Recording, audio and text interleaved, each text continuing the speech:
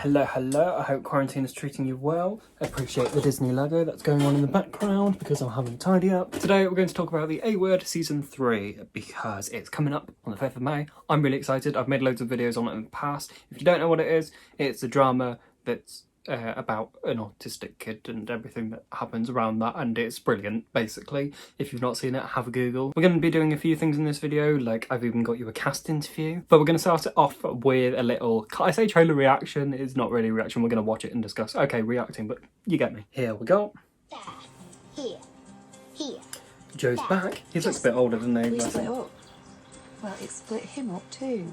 Not happy there, He loves split you up. both, but you have changed and moved, and he's had to go with that. They should be together. I'm getting married. Well, He's getting married. I like a dance. I'm staying calm. Travis! That's my way of saying I'm not calm. Life doesn't always work out like you planned it. I like you a lot. I know I'm What's messed going up, down? but this is going to be okay. I promise. I'm so excited.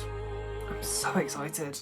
So there's been quite a few developments there since the last season a couple of years ago, and I'm very excited to see what's going down. But I'm going to do some weird spinny thing, and we're going to have a FaceTime with my friend Travis. Cool, let's do it. Oh.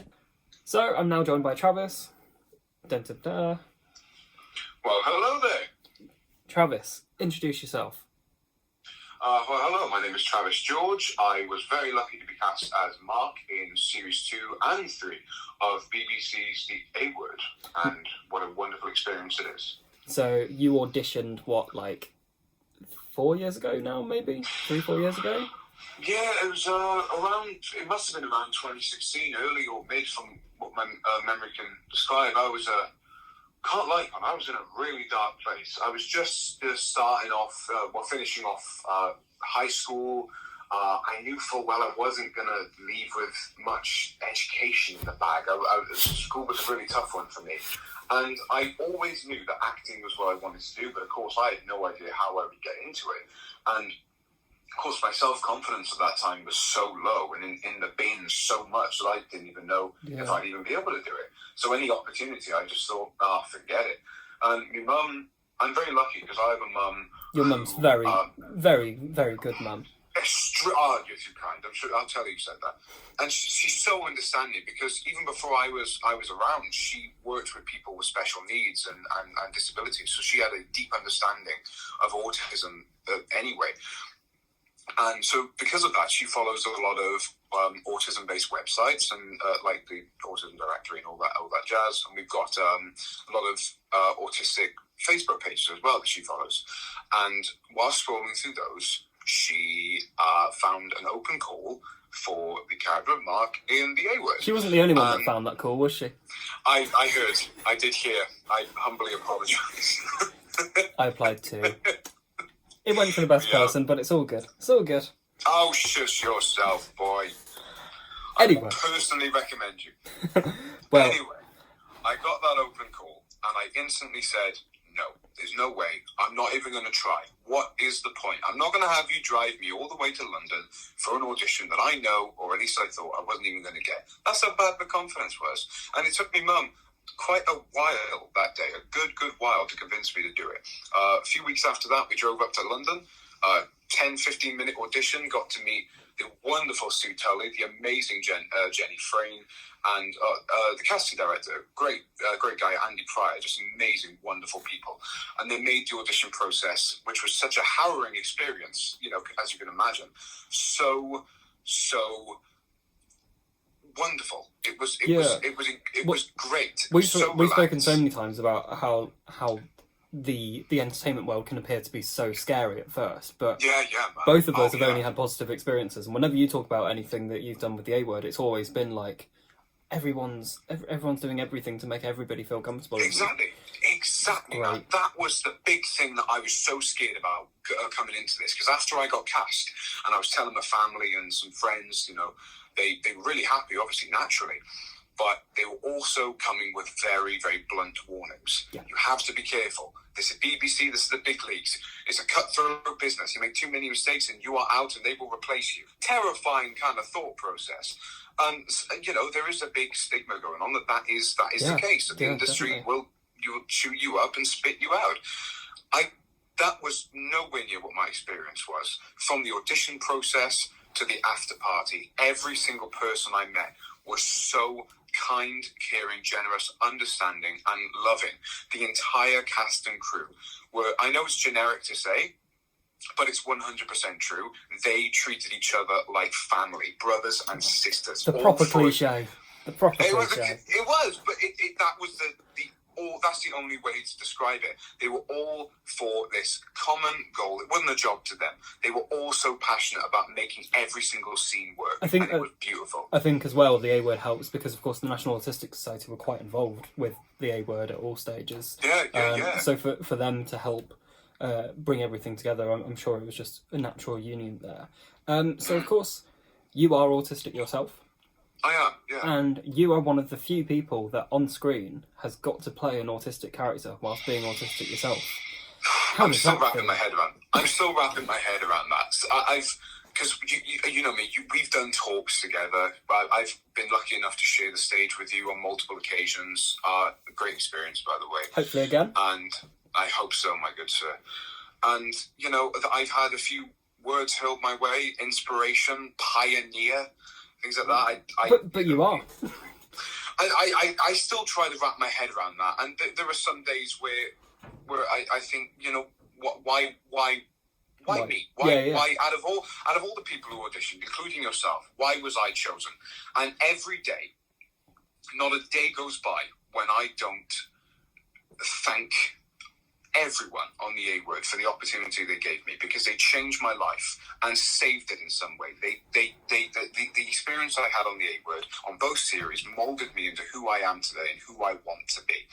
And playing Mark was such a great experience for me, no matter what it represents, because I got to step into the boots of a character that was so representative of what so many autistic people feel like sometimes. Yeah.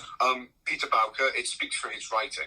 He has got such a deep, beautiful understanding and passion for the things he writes about. And there was no different here. The A Word has been praised all round. I was going to say, like, as well as you being involved in it, you're also a massive fan of the series as well. So exactly. As soon as I finished that audition process, I told myself, all right, even if I don't get this, I'm going to watch this series, because I can tell just by that audition and how they described it that I want to get into this show. And that's why when it came round to series 3, I only looked for my parts in the script. And I didn't read anything else. I have no idea how this series ends. I know what happens to me, with me and my character and my story arc, and that's it. As far as where everything else is concerned, I'm just a fan and I'll be watching with you guys. Well, you definitely had an exciting time on season 3, but one of the biggest things that happens, and I think this will be a good way to round it off, you got to do something in season 3 which didn't happen in season 2. We were talking straight after season 2 the fact that there's one person in the show that you didn't get to meet, and that was Christopher Eccleston, the man, the myth, the legend. Oh yeah. And you've got to meet him and spend some time with him. So just give us one quick story about, just how amazing he is. Series 2, brilliant experience. The only thing that could have made it like perfect was meeting Chris, and it didn't get to happen, and it was okay. I understood. You know, we didn't have any scenes together, and all that, but I didn't know that I'd ever get to meet the guy. Series 3, I find out you got a scene with him. Obviously, I can't go into detail about what the scene is, cool. But I was waiting on set, and I saw him walking. I saw him get out of the car and walk towards the set, and I was looking off into the distance. I was not going to make eye contact, because I knew if I did, I would freak out immediately. I'm not even looking at him. I felt a bit rude, but whatever. Yeah. And then I hear, Travis! Is that Christopher Eccleston saying my name? I think it is. He comes to shake my hand and he says, "Hi, I'm a big fan. I've heard a lot about you." Excuse me, mate, you're Christopher Eccleston. You were my hero growing up. You're Doctor Who. And you, what? No. And at that point, it took every fibre of my being not to freak out and tell him how much I adored him and how many posters I have in my cupboard of what I had of him when I was like 7 or 8 and how much I worshipped him and David Tennant. It was just crazy. Those were my two heroes. Do you know what? They're so there's so many lovely people involved in the show. Like I've met Lee. Lee's incredible. Lee plays. Amazing. What's Lee's character's name? Absolutely. Why is that left my head? I believe it is Paul. good Paul. sir. Of course it's Paul. Yes.